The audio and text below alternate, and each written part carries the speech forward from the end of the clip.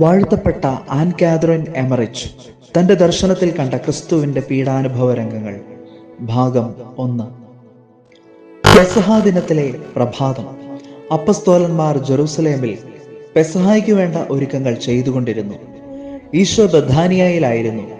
പരിശുദ്ധ അമ്മയ്ക്കും ലാസറിനും അവിടെയുണ്ടായിരുന്ന ഭക്തസ്ത്രീകൾക്കും ചില നിർദ്ദേശങ്ങൾ നൽകി ഈശോ ഹൃദയസ്പർശിയായ വിധത്തിൽ യാത്ര പറഞ്ഞു. ഈശോ തന്റെ അമ്മയെ മാറ്റി നിർത്തി സംസാരിക്കുന്നത് ഞാൻ കണ്ടു. വിശ്വാസത്തിന്റെ അപ്പസ്തോലനായ പത്രോസിനെയും സ്നേഹത്തിന്റെ അപ്പസ്തോലനായ യോഹന്നാനെയും പെസഹ ഒരുക്കുന്നതിനു വേണ്ടി താൻ ജെറുസലേമിലേക്ക് അയച്ചിട്ടുണ്ടെന്ന് മറ്റു കാര്യങ്ങളോടൊപ്പം അവിടുന്ന് അവളോട് പറഞ്ഞു. അതിരുകടന്ന ദുഃഖത്തിൽ മുഴുകിയിരുന്ന മഗ്ദലനായെ പറ്റി സംസാരിച്ചപ്പോൾ അവളുടെ സ്നേഹം വലുതാണെന്നും എന്നാൽ അത് ഒട്ടൊക്കെ മാനുഷികമായതുകൊണ്ട് തന്നെ തന്നെ നിയന്ത്രിക്കാൻ ഒരു വിധത്തിലും അവൾക്ക് കഴിയാതെ പോകുന്നുവെന്നും അവിടുന്ന് പറഞ്ഞു. ഒറ്റുകാരനായ യൂദാസിന്റെ പദ്ധതികളെക്കുറിച്ചും അവിടുന്ന് സംസാരിച്ചു. ഇത് കേട്ട പരിശുദ്ധ കന്യക അവനു വേണ്ടി പ്രാർത്ഥിച്ചു. ഏതോ കടങ്ങൾ കൊടുത്തു തീർക്കാനെന്ന വ്യാജേന യൂദാസ് ബഥാനിയ വിട്ട് ജെറുസലേമിലേക്ക് പോയിരുന്നു. അവസാനമായി യോജിപ്പിലെത്തേണ്ട കാര്യങ്ങൾ ചർച്ച ചെയ്ത് തീരുമാനിക്കാനായി ഫരിസയരെ മാറി മാറി അന്വേഷിച്ച് അയാൾ അങ്ങോട്ടും ഇങ്ങോട്ടും ഓടി നടക്കുകയായിരുന്നു. ദിവ്യരക്ഷകനെ ബന്ധിക്കാനായി നിയോഗിക്കപ്പെട്ട പടയാളികളെ അവർ അവന് കാണിച്ചു കൊടുത്തു.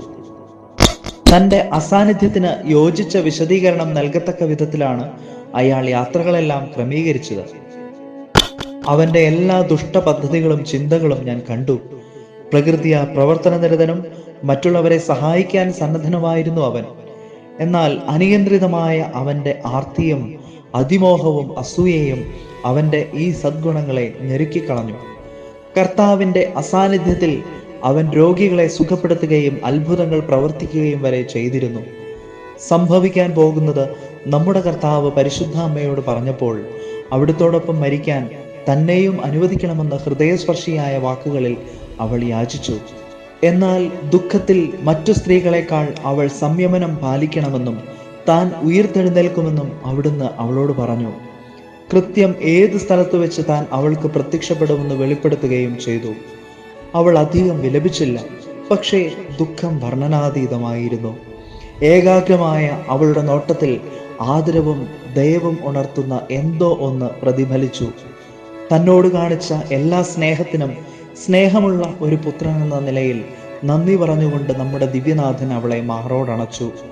താൻ ആത്മീയമായി അവളോടൊപ്പം അന്ത്യത്താഴം കഴിക്കുമെന്നും ഏതു മണിക്കൂറിൽ തൻ്റെ അമൂല്യമായ ശരീരവും രക്തവും സ്വീകരിക്കുമെന്നും അവിടുന്ന് അവളോട് പറഞ്ഞു. അതിനുശേഷം വിവിധ നിർദ്ദേശങ്ങൾ നൽകി ഹൃദയസ്പർശിയായ ഭാഷയിൽ അവരോടെല്ലാവരോടും വിട പറഞ്ഞു. പകൽ 12 മണിയോടെ ഈശോയും 9 അപ്പസ്തോലന്മാരും ബഥാനിയയിൽ നിന്ന് ജെറുസലേമിലേക്ക് പോയി.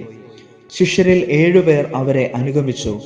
ഇവരിൽ നഥാനിയേൽ, സീലാസ് എന്നിവരൊഴികെ മറ്റെല്ലാവരും ജെറുസലേമിൽ നിന്നോ അതിന്റെ പ്രാന്തപ്രദേശങ്ങളിൽ നിന്നോ ഉള്ളവരായിരുന്നു.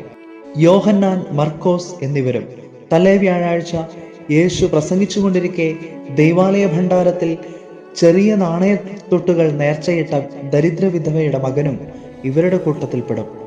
ഈശോ അവനെ തൻ്റെ കൂടെ സ്വീകരിച്ചത് ഏതാനും ദിവസം മുമ്പ് മാത്രമായിരുന്നു. കുറച്ചു സമയത്തിന് ശേഷം ഭക്തസ്ത്രീകളും യാത്ര പുറപ്പെട്ടു. ഈശോയും അവിടുത്തെ അനുയായികളും ഒലിവുമല ചുറ്റി ജോസഫാത്ത് താഴ്വരയിലൂടെ കാൽവരി മല വരെ നടന്നു. ഈ സമയം മുഴുവൻ അവിടുന്ന് അവർക്ക് വേണ്ട നിർദ്ദേശങ്ങൾ കൊടുത്തുകൊണ്ടിരുന്നു. ഇതുവരെ താൻ അവർക്ക് അപ്പവും വീഞ്ഞും നൽകിയെന്നും എന്നാൽ ഇന്നേ ദിവസം തൻ്റെ ശരീരവും രക്തവും, തന്നെ മുഴുവനായും തനിക്ക് എന്തുണ്ടോ, താൻ എന്തായിരിക്കുന്നുവോ അതെല്ലാം അവർക്ക് നൽകാൻ പോവുകയാണെന്നും മറ്റു കാര്യങ്ങളോടൊപ്പം അവിടുന്ന് അപ്പസ്തോലന്മാരോട് പറഞ്ഞു. ഇത് പറയുമ്പോൾ തൻ്റെ ആത്മാവിനെ തന്നെ അധരങ്ങൾക്കിടയിലൂടെ നിശ്വസിച്ചാലെന്ന പോലെ അത്ര ഹൃദയസ്പർശിയായിരുന്നു നമ്മുടെ കർത്താവിൻ്റെ മുഖഭാവം.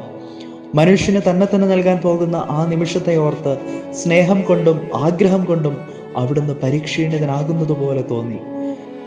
ശിഷ്യന്മാർ അവിടുത്തെ മനസ്സിലാക്കിയില്ല. പെസഹ കുഞ്ഞാടിനെ കുറിച്ചാണ് അവിടുന്ന് സംസാരിക്കുന്നതെന്ന് അവർ കരുതി.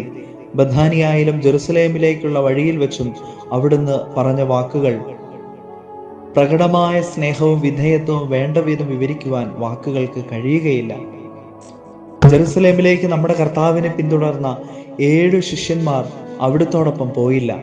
പെസഹായിക്ക് ധരിക്കേണ്ട വിശേഷ വസ്ത്രങ്ങൾ ഊട്ടുശാലയിൽ എത്തിച്ച ശേഷം മർക്കോസിന്റെ അമ്മയായ മറിയത്തിന്റെ ഭവനത്തിലേക്ക് അവർ മടങ്ങി.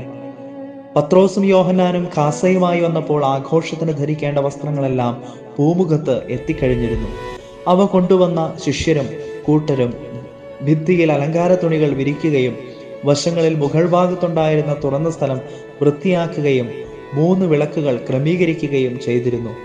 ഇതിനുശേഷം പത്രോസും യോഹന്നാനും ജോസഫാത്ത് താഴ്വരയിലേക്ക് പോയി കർത്താവിനെയും മറ്റപ്പസ്തോലന്മാരെയും വിളിച്ചുകൊണ്ടുവന്നു. അവരോടൊപ്പം ഊട്ടുശാലയിൽ പെസഹ ആചരിക്കേണ്ട ശിഷ്യന്മാരും സുഹൃത്തുക്കളും പിന്നീട് എത്തിച്ചേർന്നു.